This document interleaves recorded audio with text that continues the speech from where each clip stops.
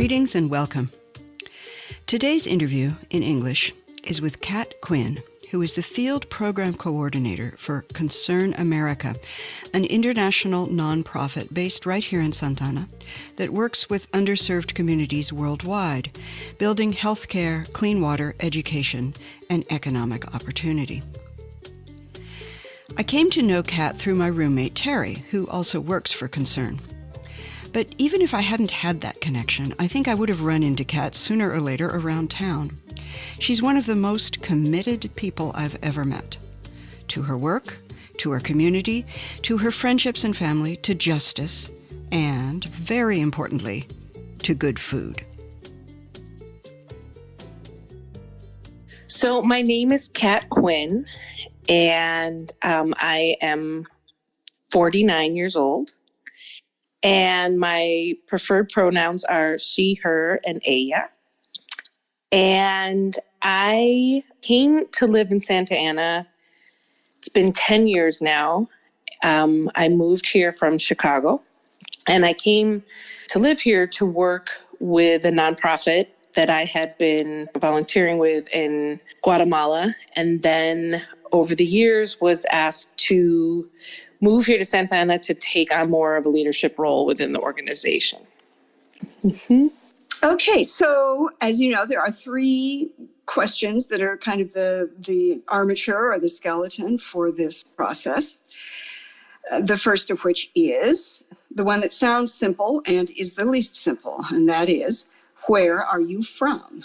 So when I was thinking about that question, the first thing, and that really ties to the music I picked too, is I think especially more now that I live in California, I really see myself as a Midwesterner. And all that has meant for me in my childhood. I mean, I was born in New York City, but I really identify with Midwest and the Midwest of my grandparents' farm in Elgin, Illinois, learning how to can, the potluck mentality, there's always enough food so everyone can come, and baking and bringing jam to your neighbors. So I just really, as I'm getting older, am identifying more and more with that. Yeah. And of course, that leads us so elegantly into the second question, which is, what is the song or piece of music you've chosen to share with us today that represents what you've just told us about?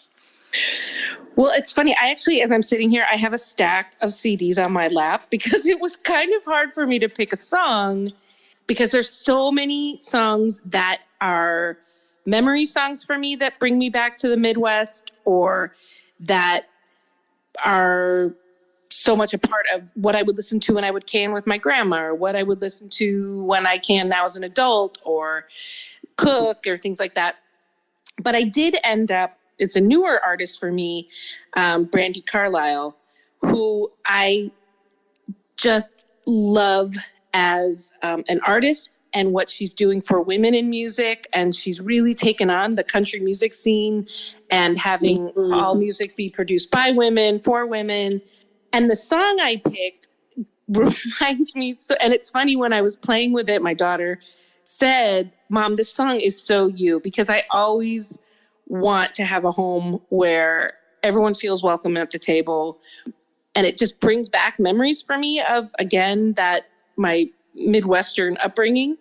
And so that's why I picked that song. It is on the High Woman album, which was 4 women artists that came together. It just, to me, captured the Midwest and what I was thinking about. I want a house with a crowded table and a place by the fire for everyone. I'm curious. You mentioned that you're from Chicago and your identification with being a Midwesterner. I don't think of country music and Chicago in the same sentence. I know, that's so true. But my memories of being on my grandparents' farm had a lot of fairs and like fairgrounds, but we would always go to see the entries. Yeah. And the music was always like that. So it just, I have this, which people are like, I can't believe it, Kat, but I have this real connection to country music. And I don't know why, but when I would hear the songs, even though the singers are from not, a small farm in Illinois, there's just a familiarity about what they're singing about. So I think that's why I was connected to it. Yeah. Why would people now say, really, Kat, about your connection with country music? What's operating there? Well, I think in part when you think, it's not fair, but sort of a stereotype about country music, which is why I love Brandi Carlile so much. And actually why I always have loved the Dixie Chicks that are now called the Chicks, and female country singers. And then, really gotten into Dolly Parton and a lot of these women that tell these amazing stories about women. And so I've always been connected to that. I love the stories they tell. I can relate to it. It reminds me of stories that my grandma would share with me.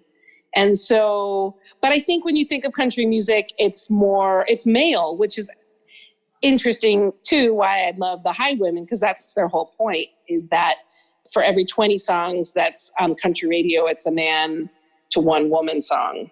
So I think I love that. And really, when you listen to a lot of the older country songs too, they were really radical in what they were talking about. When you listen to Brandi Carlile songs, that really comes out too. I asked Kat to recommend an example of an old-style country song that told such a radical story. And she hit me with Dolly Parton's Down from Dover.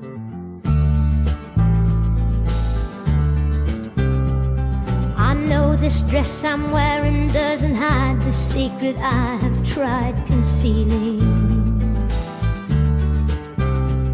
When he left, he promised me that he'd be back by the time it was revealing.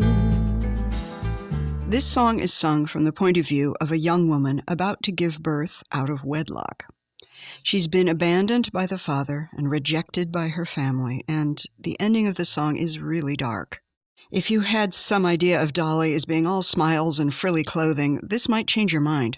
It's all the more radical because she first released this song in 1970. Yeah, this song, The Crowded Table, does not strike me as, well, I shouldn't say that. What's radical about this song? Maybe I'll turn it into a question. What's radical about this song?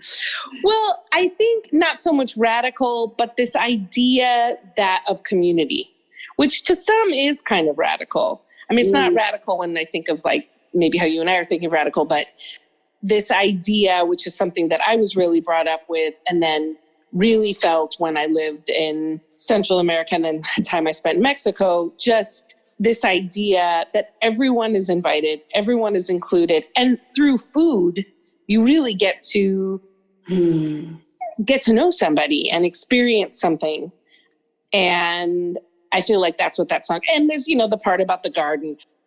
But it definitely is a song that is just definitely to the question you asked, it just is like, that is it. Like everything they're talking about is what I think of when I think of parts of where I came from.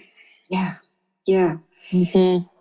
Yeah. And I like thinking about this, this image of the crowded table and the welcoming doorway and the fireplace that everyone's allowed to sit at this fireplace. To think that these images of warmth and capaciousness are in fact radical, because it's, instead of insisting on hierarchies and insisting on power and power over, it's like, hey, come into our space, So that's a pretty cool place to come from. Yeah, I agree with that, Elizabeth. I think it's so true that, I tell the story when we moved here, I baked bread for all my neighbors and brought jam. And when I brought them to their door, one of my neighbors said, "Do I owe you anything? Like, how much are you charging?" Oh. And then the other was like, what is it you want me to do with this? And I'm like, no, I mean, I'm here. I've just moved into the neighborhood. I mean, that idea of community, that I just want to break bread with you in a way, was so frightening for some people. Like I somehow wanted something. And I think that you're right. That is the radical, like, I think I know for me in our world, we've just gotten really far away from that. Just that everyone's welcome and bring what you have and just sit and let's have a meal together. And I want everyone to feel like they are welcome. Yeah. And it is also interesting, I think, how that particular brand of radicalism tends to fall to women. Yeah, isn't that true? If we want to guard it, we're gonna have to sow the seeds. Plant a little happiness, let the roots run. We're going to sort of pivot now and go to your next song, I think. But one thing that really struck me as I was getting acquainted with your two songs, preparing for this interview, is that the first one is entirely women's voices. The second one is principally a woman's voice. There's a little bit of very discreet backup singing by a man, but yeah, you chose women's voices in both cases. And I think that's not casual. No, absolutely. I've always really, when I think of actually every artist that's sitting next to me here on the couch, I have their CDs here next to me. Because I love getting a CD and opening it and pulling out the little leaflet and looking at the words. And I know it's on other forms of Spotify and things, but I like to feel music that way. And they're all women. Yeah, that's really where I get my strength.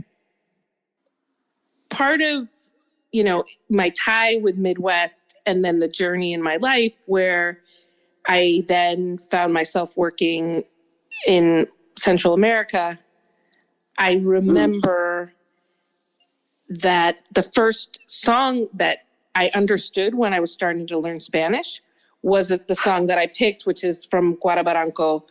The song is really beautiful. The two artists are incredible. They're from Nicaragua. But I remember when I began to understand Spanish, I could make jokes in Spanish, and I had my first dream in Spanish. And then I listened to the songs, and I picked it because I felt, and again, there were other artists I thought about, Mercedes Sosa and Silvio Rodriguez, and music that like touches my heart and gives me so much hope. But I picked Guarabaranco because it was such a time when there was so much going on, and I felt just incredible hope that, not only that I was hopeful that now I could learn a second language and understand what people were saying to me, but I also just the hope of the work that I was a part of and the people that I was meeting and this whole new world that was opened to me. That was really just when I think of that and when I hear their songs, it totally brings me back to that time. And just then my life path changed. Yeah. So it's just really hopeful. That's why I picked that song. Yeah. Mi luna ha visto tanto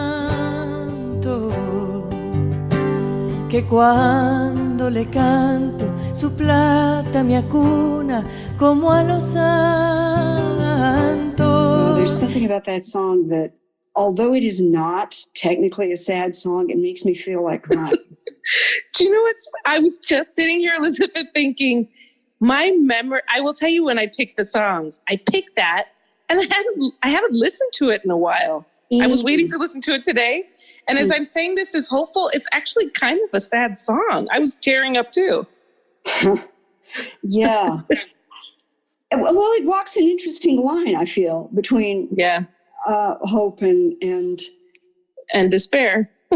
and despair and desperation and the desperate people that it mentions.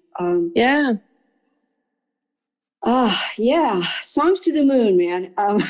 Isn't that interesting? But I can remember, as I was listening to two, I was thinking, wow, people are going to be like, well, I don't know how hopeful that song is.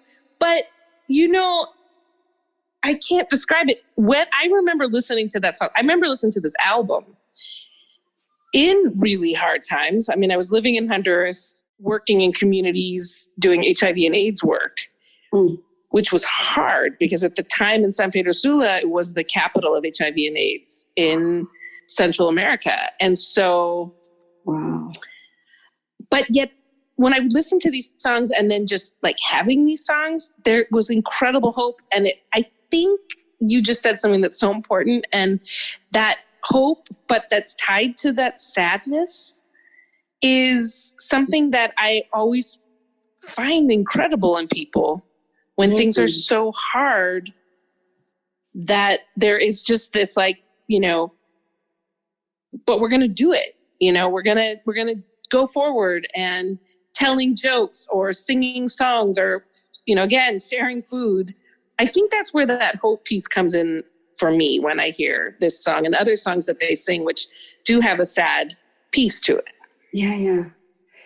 Yeah, like hope that has its roots in all the terrible things that are wrong with the world. Yeah. You know, that is a very profoundly rooted plant. And it just keeps coming back. I love that you chose this song, and I love many things about this song. One of the things that really grabbed my attention, because it sounds to me almost like it was recorded live. I think it was probably recorded in one take. I think it's a single track. She's got the mic really close to her mouth. And it's what I would call, in terms of the kind of things you find on Spotify, it's underproduced. It has this quality not of being a performance, not of being a slightly glossy work of art, but just like she was in your living room and she really needed to sing this to you. And that's very striking to me. It's quite a contrast to the first song, actually, which is no less sincere, but much more highly produced. Yeah. And there's something about having the artistic courage to release a song this way, you know, that does have a little bit of that living room quality to it. You know, that's part of why it really reaches my heart. Yeah, I totally agree with that. And actually, the two singers are brother and sister. Oh, yeah. And yeah, I totally feel that too. Like you could even see at one point there's like the rain stick noise, you know, or I don't know if that was a rain stick, but that kind of idea. And like, I agree with you. You could almost see them sitting on the couch with their mics and like, okay, everyone be quiet. I mean, actually brings me back to my childhood of like pressing record and play on the tape deck to get that song. And yeah, I agree. I love that feeling. Yeah. It's a little bit the quality of this recording that we're making right now. But, oh, goodness. So I just wanted to ask you a little bit more about the lyrics of this song. It is a song sung to the moon, to the full moon. And the moon is being addressed directly. And who is she, do you think? I don't know. I mean, are you referring to who's the moon or who's the person looking? Or... I was wondering, who is the moon? Who, oh, that's interesting. Who is she that we want to address her in this way, almost like supplicants? Yeah. I mean, when I hear the song, again, that moon is, I mean, moons are hopeful. You know, she's reliable, she's there. And there's something hopeful about that when there's nothing else. It's that, to me, that like accompaniment. And I've heard people say that when they're really in a dark place, or if, you know, living outside because they don't have a home, or they're traveling far, or, you know, this was actually from Nicaragua, but people will often share stories during different civil conflicts, right? That a moon is that friend, is that something that's reliable, that's walking with you. Wow. Yeah. I don't know. That's how I would interpret it. You know, this is a way of thinking about the moon that you have encountered in people that you've lived among, worked with. It's so interesting to me, Kat, because there's a whole way of thinking about the moon, which I have to say chiefly takes place, we get back to the gender thing here, in the work of male poets and lyricists, to the effect that the moon is inconstant, because she changes. She's never the same one night to the next. And she moves around in the sky and she never looks the same. And so she becomes this very coarse general metaphor for the supposed inconstancy of women. And, what you're talking about it's the obverse of that. It's totally the other way of looking at it, which is, her changeability is just part of her constancy, like any living being. Yeah. And that, when you look at our world, right, change, it's that change that, people always say that the one thing you can count on is change. But definitely for me, the moon is female. It's fascinating that when you just described how the moon is described by maybe male songwriters or poets, because for me, what I hear in this song, and, it was written by a woman, is that the moon, it is changing, but she's there. She's always going to be there. It's going to change. There may be times we don't really see her, but, and that was like in the lyrics, like when I have nothing and I look up, but I just know you're going to be there, in whatever form. Yeah. To me, that's a positive. Los locos errantes y los pordioseros que amamantamos tu luz. Well, and you could even go deeper. Right, how we use the moon, and even just how women are seen, and the menstrual cycle and all that's connected to the moon is seen as such a negative thing, but it's really a powerful, amazing thing. And so you really could do almost a whole podcast on that, couldn't you? Oh man, well, I got to tell you, to some degree, every single interview is, I feel like people are just hungry to be philosophical, and music is a great portal to being philosophical. So it totally is. I love it. Well, thank you so much, Kat. Yes, it was fun. Thank you for the quality of your conversation and of your insight, and for this beautiful and amazing music you've shared with me and with our listeners. Ay, mi luna llena.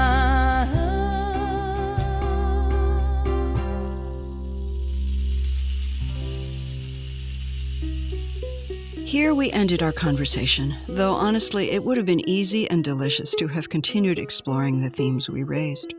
Since our interview, I've returned various times to Kat's remarks about that human capacity to keep nourishing hope in the midst of the most desperate situations.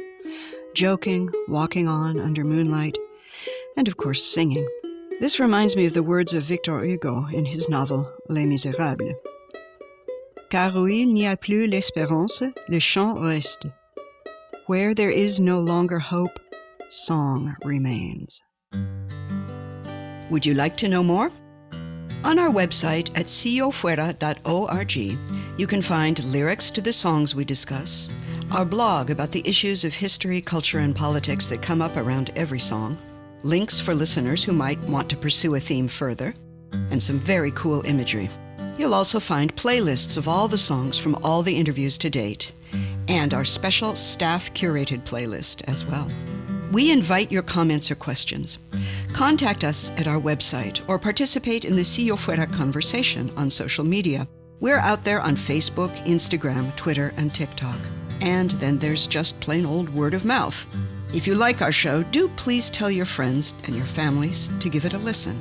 And do please subscribe on any of the major podcast platforms.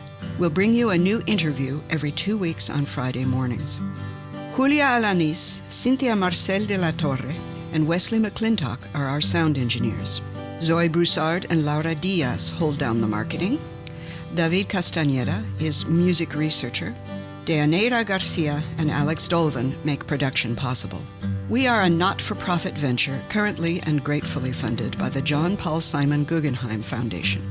For now, and until the next interview, keep listening to one another. I'm Elizabeth Le Guin, and this is Si Yo Fuera Una Canción, If I Were a Song.